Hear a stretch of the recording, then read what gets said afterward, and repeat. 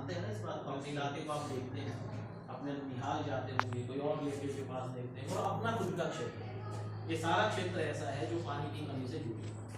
और इसी तरह इस देश के बहुत से जिले हैं जो पानी की कमी से जुड़े हैं।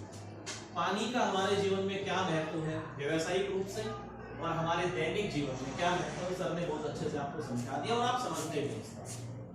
केंद्र सरकार ने इसी बात को ध्यान में रखते हुए कि बहुत सारा देश का हिस्सा ऐसा है जहां पीने का पानी तक उपलब्ध नहीं हुआ, यानी कि सूखे की समस्या बढ़ती जा रही है। इस बात को ध्यान में रखते हुए प्रोग्राम लॉन्च किया जल शक्ति अभियान। जल एक शक्ति के रूप में है, इसमें तो कुछ बताने की आवश्यकता ही नहीं है। जितने भी हाइड्रो पावर प्लांट हैं वो सारे पानी की शक्ति से ही संचालित होते हैं। अपना कृषि, क्योंकि हम मानते हैं कि भारत कृषि प्रधान देश है, तो कृषि का तो मुख्य आधार ही क्या है, पानी के बिना कब कल्पना भी नहीं कर सकते कि कृषि संभव है। इन्हीं सभी बातों को ध्यान में रख के आप लोगों के बीच में एक अवेयरनेस प्रोग्राम चलाते हैं कि हम पानी कैसे ज्यादा से ज्यादा बचाएं, क्योंकि हमारे पास और तो तरीका नहीं, लैब में तो बना नहीं सकते इसको। तो जो हमारे पास उपलब्ध है, और पानी के जो चक्रण है, पानी का जो साइकिल है, मोटर साइकिल जिसे आप कहते हैं, वो डिस्टर्ब ना हो और समुचित रूप से पानी की उपलब्धता पूरे हिस्से में बनी रहे, पूरे देश में बनी रहे। इन बातों को ध्यान में रख के एक अभियान चल रहा है जिसे आप कहते हैं जल शक्ति अभियान। आप में से किसी ना किसी ने नाम इसके बारे में जरूर सुना होगा, अखबारों के बारे में सुना होगा। कुछ दिन पहले हमारे यहाँ प्रोग्राम भी हुआ था कि जो आपका टैप वाटर है, जो घर में नल का पानी आता है, उसकी शुद्धता को कैसे जांचें। याद होगा आप लोगों को जल शक्ति अभियान का ही। अब हम इसमें अपना योगदान किस तरीके से दे सकते हैं? बीइंग ए स्टूडेंट, विद्यार्थी के रूप में आपका रोल क्या हो सकता है? जल शक्ति अभियान जो चल रहा है, इसका मुख्य उद्देश्य पानी बचाना है और पानी की उपलब्धता सुनिश्चित करना है। इसमें सभी को अपना अपना रोल प्ले करना होगा, सभी को अपना अपना किरदार निभाना होगा। विद्यार्थी के रूप में आप क्या कर सकते हैं, संस्थाएं क्या कर सकती हैं, नागरिक क्या कर सकता है और सरकार क्या कर सकती है, सभी के रोल डिसाइडेड है। सरकार अपने स्तर पर काम कर रही है, छोटे छोटे चेक डैम बनाए जा रहे हैं, ताकि समस्या क्या है, बरसात भरपूर होती है। आपने इस बार मानसून में भी देखा होगा, बरसात की समस्या नहीं, बरसात खूब होती है, नदियों में पानी खूब आता है। समस्याएं दो है, ये बरसात का जो पानी है हम इसका संग्रहण नहीं कर पाते, ये रन अवे वाटर है सारा, जैसे तैसे करके अंततः सारा समुद्र में जाके गिर जाता है नदियों के माध्यम से, और समुद्र का पानी खारा है। उसमें कितना भी शुद्ध पानी आप डाल दें, अंततः उस पानी को भी क्या हो जाएगा, वो भी खारा ही हो जाएगा। तो पहली समस्या तो ये है कि जो रन अवे वाटर है, जो बारिश का पानी बह जाता है और जाके नदियों में मिल जाता है, समुद्र में मिल जाता है, उसे हम कैसे रोकें, उसका कंजर्वेशन कैसे करें ज्यादा से ज्यादा, उसको मिट्टी के नीचे कैसे पहुंचाएं ज्यादा से ज्यादा, ताकि हमारा जो भूजल का स्तर है वो बढ़े।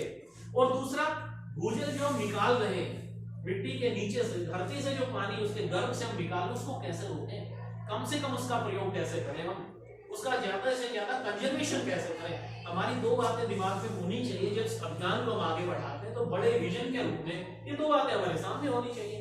तीसरा है कि हमारे जो वाटर सोर्सेज है या हमारा जो पानी है, उसमें कई तरह की अशुद्धियां मिलती रहती है, नदियों में जो प्रदूषण होता है उसको कैसे रोका जाए। नदी जिस भी शहर के नजदीक से गुजरती है, और आप में से जिन्होंने हिस्ट्री ठीक से पढ़ा होगा वो इस बात को समझते होंगे कि सारा का सारा औद्योगिक विकास जो हुआ है वो नदियों के किनारे हुआ।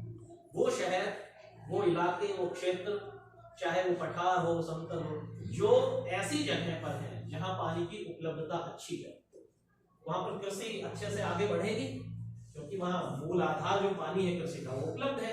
और यदि कृषि अच्छे से होगी, उद्योगों के लिए कच्चा माल आसानी से उपलब्ध होगा, और यदि उद्योगों के लिए कच्चा माल उपलब्ध है तो स्वाभाविक है कि औद्योगिक उत्पादन भी वहां ज्यादा होगा, और इसी का परिणाम है कि उस इलाके में पॉपुलेशन भी बढ़ेगी।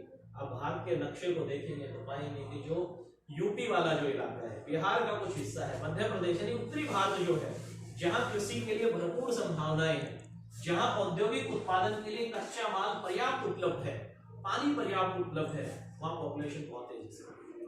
आप यदि आपके नक्शे में पॉपुलेशन डेंसिटी को स्टडी करेंगे तो आप पाएंगे कि कुछ क्षेत्र विशेष हैं, कुछ स्पॉट्स हैं जहां पॉपुलेशन तीव्रता से बढ़ रही है। ये इस बात का इंडिकेशन है कि आपकी जो औद्योगिक ग्रोथ है वो भी पानी की उपलब्धता पर निर्भर है, उस पर डिपेंड है।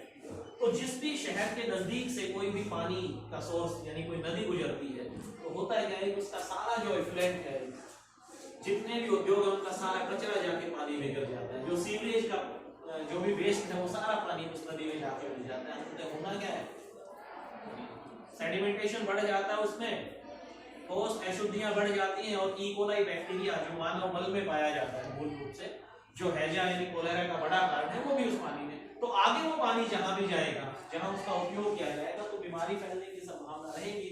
उस पानी की जो शुद्धता है वो कम होगी ही। और हम ये बात, इसका एक बहुत अच्छा उदाहरण है गंगा नदी, जो गंगोत्री से निकलती है, जो ग्लेशियर से निकलती है, इतना शुद्ध उसका पानी होता है। और वही जब हुगली के नजदीक जाके पहुंचती है, जो पश्चिम बंगाल में जाती है, बंगाल की खाड़ी में गिरने से पहले, उसमें अशुद्धि की हालत ये है कि पीना तो दूर, आप उसे नहाने के लिए भी उपयोग नहीं कर सकते। उसमें इकोलाई की मात्रा इतनी ज्यादा बढ़ गई है, उसका रंग तक इतना काला हो गया। उसका कारण वही है कि बीच में जिस शहर के पास से वो आपकी नदी गुजरी, उसी पूरे शहर में अपनी सारी गंदगी उसमें, वो चाहे औद्योगिक कचरा था या आपका सीवरेज का वेस्टेज था, वो सारा उसमें चला जाता है। ये जो अभियान चल रहा है, इसका उद्देश्य यही है कि आपके जो पानी के रिसोर्सेज हैं, वो कुएं हो सकते हैं, वो तालाब हो सकते हैं, वो नहरें हो सकती है, नदियां हो सकती हैं, उनके पानी को कैसे शुद्ध रखा जाए और इन स्रोत को कैसे संरक्षित रखा जाए। एक मोटे मोटे अनुमान के हिसाब से यदि हम देखेंगे, आजादी के 50 वर्ष पहले का यदि में मोटा मोटा हिसाब तो 1900 के आसपास की भी आप बात करें, इस देश में एक एक गांव के पीछे 6-6 तालाब का एक रेशियो होता था। हर गांव के पास 6 तालाब थे। पानी की उपलब्धता थी, बरसात होती थी, तालाब भर जाते थे। भरेंगे तालाब तो क्या होगा, तो वो पानी नीचे जाएगा रिस के, और उसका फायदा क्या मिलेगा, जो भूजल स्तर है वो उचित बना रहेगा। आप जो साल भर पानी निकालेंगे, मानसून में पानी फिर नीचे चला जाएगा, तो आपका जल स्तर समुचित बना रहेगा। उसके बाद एक ऐसी लहर आई, आप कह सकते हैं आपाधापी की लहर कुछ ऐसी हुई कि सारे जो तालाब थे बंद होते चले गए, लोगों ने वहां पे अतिक्रमण कर लिया और पूरी व्यवस्था जो तालाबों की वो चरमरा गई। हम इस जल शक्ति अभियान के माध्यम से प्रयास यही है सरकार का कि आपके जो पुराने स्रोत थे उन्हें पुनर्जीवित किया जाए और जो स्रोत हैं उनके पानी को संरक्षित किया जाए। सीधी सी बात है, भूजल का कम से कम उपयोग कैसे किया जाए, मिट्टी के नीचे से कम पानी निकालें और ज्यादा से ज्यादा पानी उसमें वापस डालें। ये मोटा मोटा इस जल शक्ति अभियान का उद्देश्य। समझ पा रहे हैं इस बात को? और आप इस बात से अवेयर भी हैं क्योंकि आप इस समस्या से जूझ रहे हैं, आप जिस क्षेत्र में रहते हैं वही समस्या है।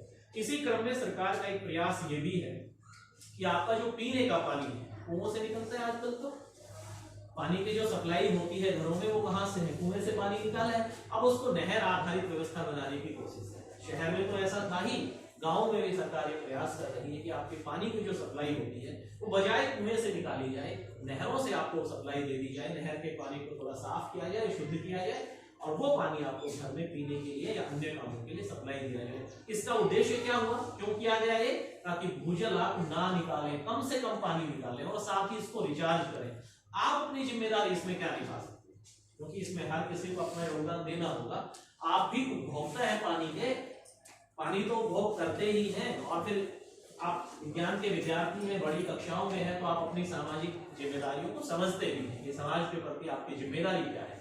इस जल शक्ति अभियान को स्कूलों के बीच में जो विद्यार्थी उनके बीच में बात करने का, उनसे चर्चा करने का उद्देश्य भी यही है कि आने वाले समय में आप जिम्मेदार नागरिक भी बनने जा रहे हैं, तो आप अपनी जिम्मेदारियों को समझें। आपके जो सरोकार हैं, जो चीजें आपको प्रभावित करने वाली हैं, आप उन बातों के बारे में अवेयर हो।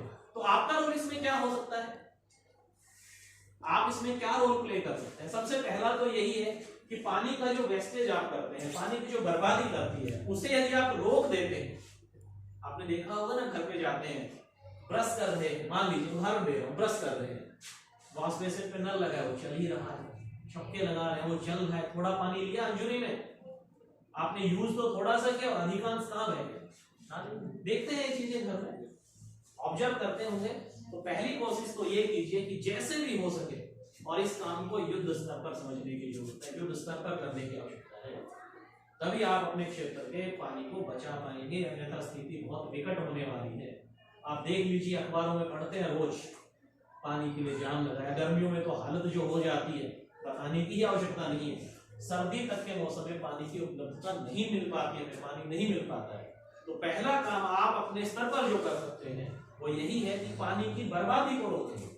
अपने पूरे दिन को टटोलिए, पूरे दिन को समझिए, एक बार उसको ऑब्जर्व कीजिए, बैठ के और देखिए कहां कहां आप पानी की बर्बादी करते हैं। और ना सिर्फ खुद के लिए बल्कि अपने परिवार में, अपने पड़ोसियों में। आप देखते होंगे टंकी भर रही है और उसके बावजूद नल चलता ही रहता है। ये चीज तो आप लोगों ने देखा होगा जरूर, मैंने इसको देखा है, खूब देखा है। आप लोग पता नहीं समझ पाएंगे कि, लेकिन आप ऑब्जर्व जरूर करते हैं इसको। कि आपकी पानी की टंकी भर चुकी है, पड़ोसी की भर चुकी है, लेकिन नल लगातार चल रहा है और पानी कहाँ जा रहा है? नाली में।